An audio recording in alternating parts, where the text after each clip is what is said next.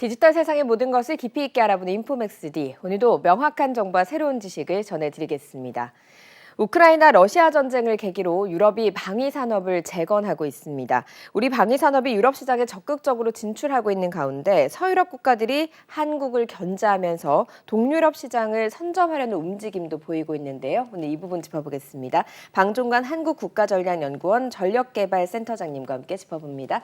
센터장님 어서 오세요. 반갑습니다. 네, 안녕하세요. 최근에 오래간만에 K방산의 수출 계약 소식이 좀 들린 것 같습니다. 그렇습니다. 영국에 포탄 장약을 수출하기로 했다고 하는데 좀 자세히 좀 설명을 해주세요. 나토 국가의 포탄 장약을 수출한 네. 건 처음입니다. 처음이고요. 구체적인 내용은 11월 23일 날 한화 에어로스페이스와 영국의 글로벌 방산기업 네. BAE 시스템과 계약이 체결됐습니다. 장약을 약 1,800억 규모를 수출하는 것으로, 억 원 규모를 수출하는 것으로 이렇게 계약이 체결됐는데요. 네. 장약이 뭔지 좀 궁금하시죠? 네, 장약이라고 하는 게 약인가 싶었는데 그건 아니더라고요. 예, 네. 화약의 일종입니다. 네. 그래서 이 화약의 일종인데요. 포탄이 이제 포신 안에 들어가 있으면 네. 그 뒷부분에서 장약이 순간적으로 폭발력을 통해 폭발을 하고 그 힘을 통해서 네. 포탄을 밀어내는 네. 이런 역할을 하는 겁니다. 네.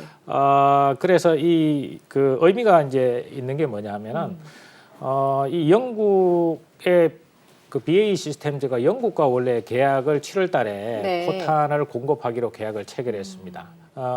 어떤 의미가 있냐면 지금 우크라이나 전쟁이 진행되면서 155mm 포탄이 부족하지 않습니까? 네. 그래서 세계 각국이 기존에 가지고 있는 탄약과 또 일부 추가적인 생산 탄약을 100만 발을 올 3월 달부터 내년 3월 사이에 우크라이나에 지원하기로 약속을 했습니다. 네. 그래서 아마 영국도 그 탄약을 우크라이나에 지원했을 겁니다. 기존에 가지고 있는 보유 탄약을. 그러니까 공백이 생긴 거죠. 그렇네요. 그러니까 BAE 시스템즈에 155mm 탄약을 공급하라고 계약을 체결했고 BAE 시스템즈는 장약을 하나 에어로스페이스로부터 수입을 해서 같이 공급하는 것으로 그렇게 추정이 되고 있습니다. 그 155mm 포탄 같은 경우는 말씀하신 대로 재래식 무기에 상당히 거의 이제 대부분 쓰이는 거잖아요. 그렇습니다. 그렇다면 유럽 같은 경우도 이거를 좀 생산하기 위해서 그동안 좀 애는 썼을 것 같은데 그렇습니다. 우리나라랑 같이 뭔가를 하기로 결심을 했다면 이게 좀 어려움이 있었던 거 아닌가 하는 생각이 들거든요. 맞습니다. 네. 우크라이나에 100만 발을 제공하기로 약속은 했죠. 했는데 올 10월까지 지금 제공한 발수가 30만 발밖에 안 된다는 평가가 있습니다. 그래서 그렇게 100만 발을 공급하는데 어려움이 있는 이유는 뭐냐면은 일단 생산 능력이 네. 못 따라가고 있는 겁니다. 네. 그래서 예를 들면은 독일의 라인메탈 같은 경우도 전체적인 이제 150mm 포탄은 아니지만은 전체적인 방위 산업의 생산 라인을 늘리기 위해서 고용 인력을 2,000명을 더 고용했습니다. 기존에 네. 3만 명인데 2,000명을 더 고용했고요.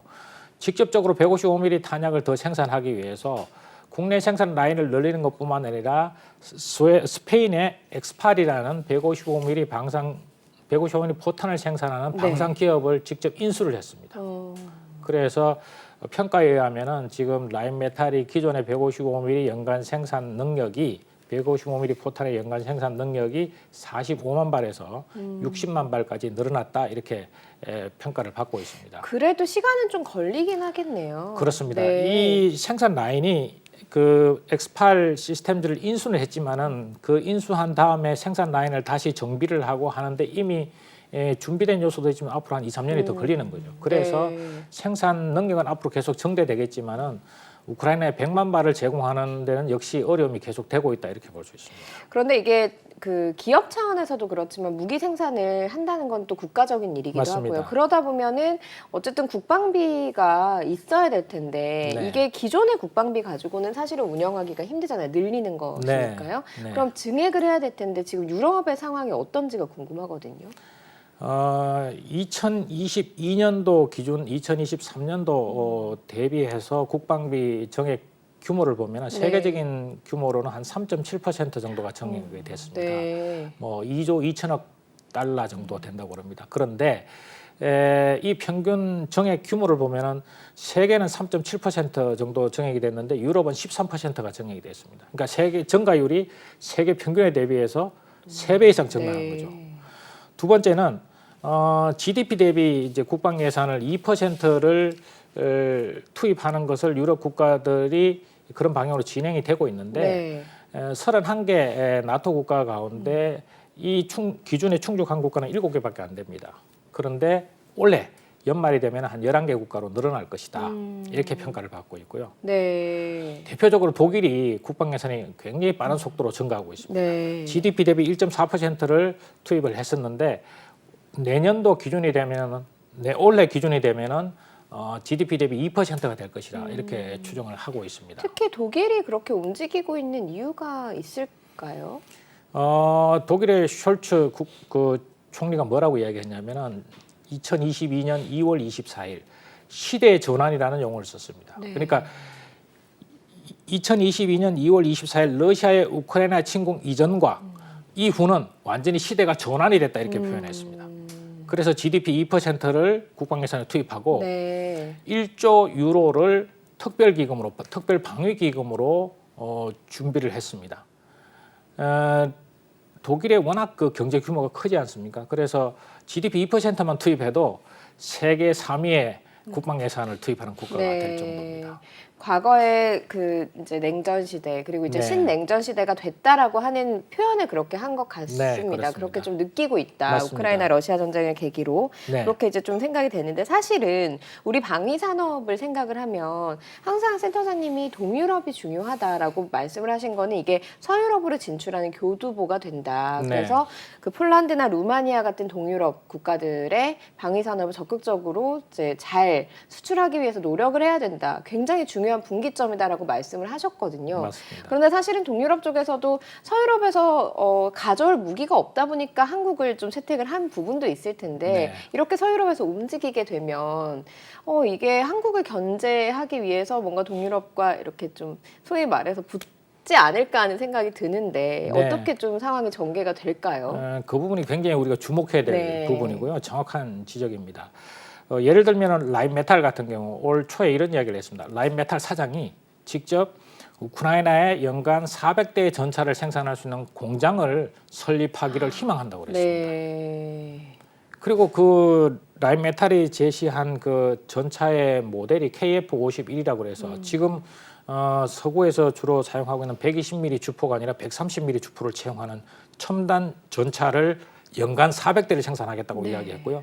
거기에 투입되는 그 예산을 약 2억 원, 2억 유로, 2억 유로를 거기에 투입할 준비가 되어 있다 이렇게 이야기했습니다. 네. 이야기는 뭐냐면은 지금 당장 우크라이나 전쟁을 지원하겠다면은 이런 공장을 설립하거나 이런 것보다는 지금 당장 뭐 T 계열의 전차를 수리하는 공장을 설립한다든가. 네. 또는 기존의 모델을 빨리 생산해서 우크라이나에 지원해 주는 게 가장 정확한 해답일 수 있겠죠. 그렇죠. 근데 이 이야기는 첨단 전차를 생산할 수 있는 공장을 우크라이나에 400대, 연간 400대 생산할 수 있는 전차 공장을 만드는 게 라인메탈의 희망사항이다 이렇게 이야기했습니다. 네. 그 이야기는 뭐냐면은 중장기적으로 우크라이나의 전차 생산 공장을 만들어서 동유럽을 라인메탈의 전차로 전체적으로 공급하겠다 이런 의도입니다. 네. 더욱이 흥미로운 것은 지금 독일과 프랑스가 공동으로 전차를 개발하고 있거든요. 이게 MGCS라고 이야기하는데요. 이 전차를 공동으로 개발하고 있음에도 불구하고 이 공동으로 개발하고 있는 전차가 아니라 독일 전차를 우크라이나에서 생산하는 공장을 만드는 걸 희망한다고 이야기한 네. 겁니다. 그래서 프랑스도 지금 전차를 같이 공동 개발하고 있으면 그 전차가 우선이지 독일 전차를 거기에 우크라이나 생산 공장을 그러니까요. 만들겠다고 네. 이야기한 거에 대해서 네. 약간 독일의 의도가 뭐지?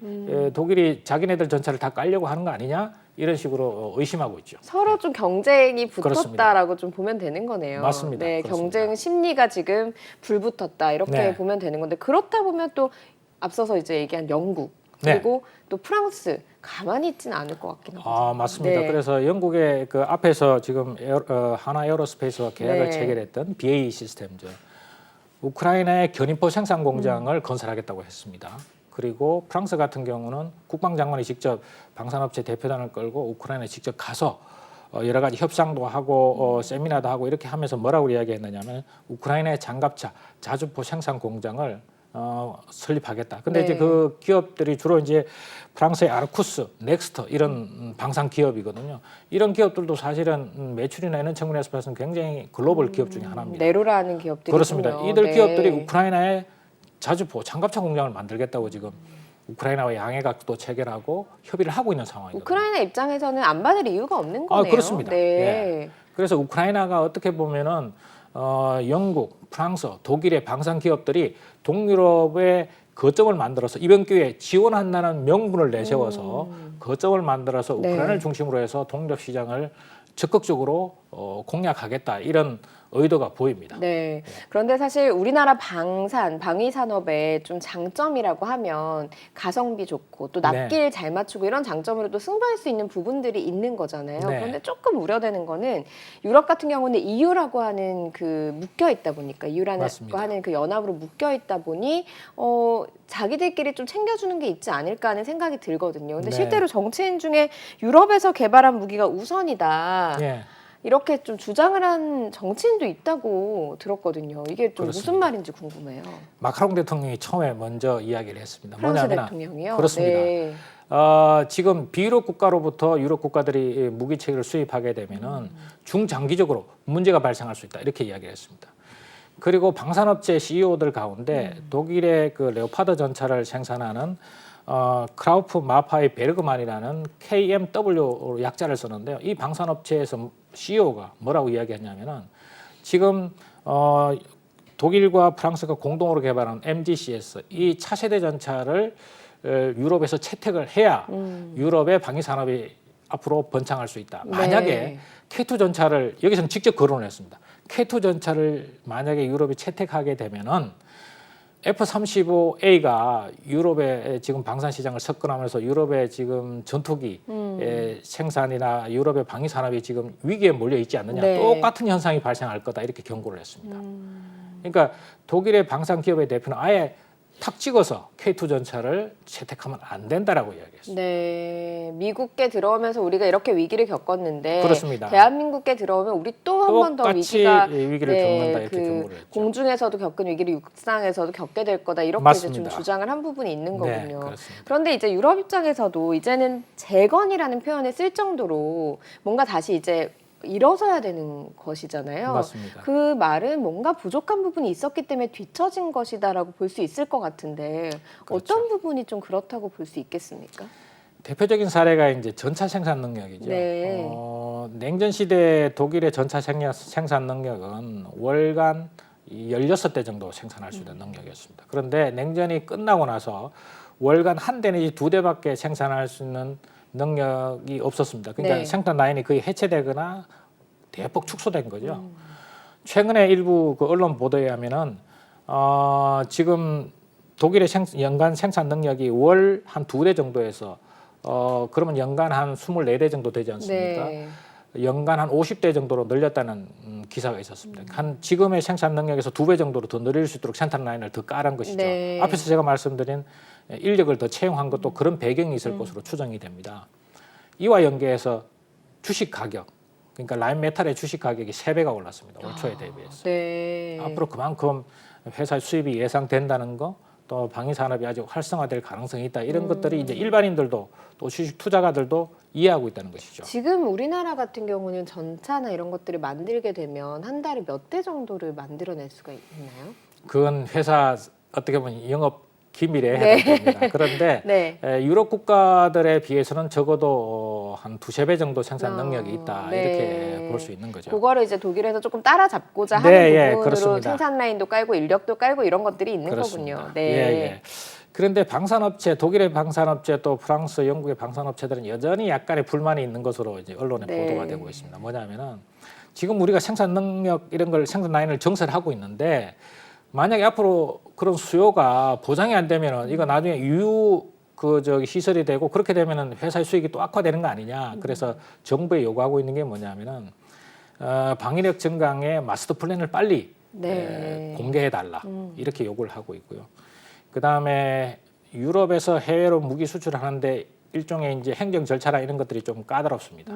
그런 부분들을 심지어는 뭐 의회 승인도 받아야 되고요. 그래서 그런 부분들을 빨리 완화시켜서 유럽의 방산업체들이 해외에 수출할 수 있는 그 절차라든가 이런 과정들을 간소화시켜 달라. 네. 이런 것들이 이제 유럽 방산 기업들의 요구사항이 되는 거죠. 그런 것들을 좀 어떻게 고쳐나가지는지를 보면서 우리도 맞습니다. 2, 3년 뒤 그리고 좀 장기적으로 준비를 해야 되는 부분들이 있는 것 같습니다. 맞습니다. 그런데 지금 현 시점을 좀 보죠. 우리가 폴란드 동유럽 국가 중에서 가장 그 K방산의 큰 손으로 불렸던 이 폴란드요. 2차 네. 계약 저는 9월에 될 거다, 9월 뭐 이런 얘기까지 나왔었는데 아직까지도 좀 깜깜 무소식이거든요. 네. 어떻게 좀 진행이 되고 있는지 먼저 설명을 해주세요. 원래 연말이 가기 전에 대규모 폴란드 2차 방산 수출 계약이 됐으면 굉장히 바람직한 네. 결과였죠. 그런데 그것이 조금씩 지연됐고 또 최근에 10월 15일 날 폴란드에서 총선이 있었지 않습니까? 그래서 야당이 집권할 가능성이 거의 가시화됐습니다. 선거 결과가 이제 야당 연합이 유리하게 나왔기 네. 때문에 그렇습니다. 그래서 이런 폴란드의 정치 상황과 또 지금 얼마 남지 않은 기간 이런 걸 고려할 때 올해 안에 2차 대규모 계약은 현실적으로 어렵다 이렇게 네. 볼 수 있습니다. 대신에 대규모 계약은 아니더라도 일부 품목에 한해서 K9이라든가 천무 이런 일부 품목에 한해서 2차 이행 계약이 지금 거의 막바지에 다다랐다 이런 네. 추측과 보도가 있었고 저도 그렇게 진행되고 있는 것으로 알고 있습니다. 부분적으로 진행을 한다는 말씀이신 거네요? 그러니까 2차 이행 계약이 원래 언론에 나온 대로만 30조 원 네. 규모지 않습니까? 네. 그 중에 일부를 우선적으로 지금 협상이 상당히 잘 진행되고 있는 것, 그리고 완제품만 수출하면 되는 것, 이런 부분들을 떼내서 네. 2차 전체적인 이행 계약 중에 일부를 떼내서 부분 품목에 의해서 2-1차 이행 계약이라고 볼 수 있는 거죠. 네, 2-1차 이행 계약을 하고 있다. 그 이유 중에 하나가 금융 지원 문제인 맞습니다. 것 같습니다. 이게 이제 사실 알려지면서 우리 국회를 뭔가 법을 고쳐서 좀 통과를 해야지 이게 가능한 것으로 뭐 한도를 늘려줘야 되는 것으로 네. 알려지고 있었잖아요. 이게 네. 또 녹록지는 않은 과정이 남아 네. 있었는데 요건 지금 어떻게 좀 진행이 되고 있나요? 한도를 늘리는 그 문제는 이제 법을 개정해야 됩니다. 네. 수출입은행의 한도를 30조 원 또는 35조 원까지 늘리는 것으로 지금 법이 발의가 돼 있는데 국회에서 지금 심의가 진행되고 있습니다. 네. 심의가 끝나더라도 그 후속 조치 과정에서 여러 가지 어려움이 있지 않겠습니까? 시간이 걸리지 않겠습니까? 그렇기 때문에 이 적시성을 보장하기 어렵다는 게 전체적인 평가입니다. 네. 대안으로 제시되고 있는 게 뭐냐면은 신디게이터 론이라 그래서요. 이건 뭐냐면은 이제 여러 가지 시중은행들이 공동으로 중장기 대출을 하는 겁니다. 만약에 한 개 은행이 그것을 하게 되면은 이게 문제가 발생했을 경우에 리스크가 너무 크지 그렇죠. 않습니까? 네. 그래서 5개 은행이 하나의 주도 은행을 선정해서 그 하나의 주도 은행이 직접 협상을 네. 이끌어가는 겁니다. 그러면서 이제 뭐 대출 이자라든가 또 조건 이런 것들을 협상해서 대출해 주는 거죠. 그러니까 수출입은행이 보장을 하는 것이 아니라 5개 시중은행이 그것을 대신하는 이런 방법으로 지금 흘러가고 있습니다. 네, 그렇게 은행들 입장에서도 이제 5개 은행이 뭉친다고 하더라도 이게 네. 워낙 큰 금액이다 보니까 보증이 뭔가 필요할 것 같거든요. 그렇죠. 그런 부분에 대해서 좀 정부 차원에서 뭔가 지원이 필요할 것 같은데 어떻게 좀 되고 있습니까? 현재 진행되고 있는 모습을 보면요. 전체적인 30조 원 규모의 2차 이행 계약 전체를 보정하는 문제는 또 그것도 역시 어려운 문제고 30조 원 전체에 관한 문제는 결국은 법이 개정되는 네. 것을 봐야 될 겁니다. 네. 앞에서 말씀드린 2-1차 지금 규모로는 약 27억 달러 정도 된다고 합니다. 27억 달러요. 예, 네. 한 3.5조 원 정도 되죠. 네. 우리나라 돈으로. 요 범위에 한해서 우선적으로 5개 시중은행이 신디게이트 론으로 보정을 하는 것을 지금 진행하고 있고 거의 이제 협상이 마무리돼서 대출 조건, 그 다음에 정부가 이것을 보정하느냐 안 하느냐 이 문제를 가지고 협상을 마무리하고 있다 그럽니다. 왜냐하면은 정부가 보정을 하게 되면은 대출 이자가 떨어집니다. 네. 그래서 폴란드 입장에서는 대한민국 정부가 보정을 좀 해줘라. 그러면 네. 대출 이자가 떨어지지 않겠습니까? 그런 문제들을 지금 구체적으로 지금 막바지 협의를 진행하고 있는 것으로 네. 이렇게 알고 있습니다. 그래서 30조 원 중에 한 3.5조 원은 지금 거의 그 5개 시중은행이 신디게이트 론으로 하는 게 거의 마무리되고 그 다음에 3.5조 원을 한 다음에 다시 한 10조 원 정도는 추가적으로 여러 가지 상황을 봐서 또 어떤 형태로 지원할 것인지 이런 걸 네. 지금 검토하는 단계. 네. 그리고 마지막에 이제 한 20조 원 남지 않습니까? 그 문제는 결국은 법이 개정되고 수출입은행에서 보정 한도를 늘려서 네. 해주는 방향이 전체적인 흐름이 되고 있다 이렇게 볼 수 있습니다. 어쨌든 30조 원에 대한 그 무기 수출 계약을 좀 진행하기 위해서 이거를 좀 잘라서 맞습니다. 잘라서 좀 진행을 하는 중이다. 그러니까 이게 맞습니다. 덩어리가 크다 보면은 움직이기가 어려우니 그렇게 좀 움직이는 중이다라고 말씀을 하셨는데 앞서서 폴란드 그 정치 상황이 좀 변하고 있다라고 말씀을 하셨잖아요. 이게 네. 그 정권이 변하게 되면 수출 계약이 좀 무산된다거나 이럴 수 있는 가능성은 좀 염두에 두지 않고 있습니까? 어떻습니까? 그 부분은 현재까지 그 10월 15일 날 그 선거가 있었고 네. 현재 진행되고 있는 상황을 조금 더 구체적으로 말씀드리면요. 원래 선거 전에 야당의 그 여러 정당들이 연합을 해서 선거에서 이기면은 이렇게 해서 우리가 정권을 인수하겠다 네. 이렇게 이제 했죠. 네. 그런데 선거 결과를 봤더니 기존의 정당이 선거에서 1위는 한 겁니다. 그런데 여러 가지 선거 연합에 의해서 과반을 못한 것이죠. 그런데 폴란드 대통령이 이 기존에 있는 여당에다가 먼저 정부를 구성할 수 있는 권한을 준 겁니다. 네. 그래서 이 야당 입장에서는 선거에서 우리 연합이 이겼는데 왜 여기에 그 정부 구성 권한을 주느냐, 시간 끌기 아니냐 네. 이렇게 반발을 하고 있죠. 네. 그래서 이 상황이 지금 현재 상태입니다. 네. 그런데 현재 상태로 한 선거 있은 다음에 한 달 반 정도 지났지 않습니까? 이제 한 2달 정도 경과할 텐데요.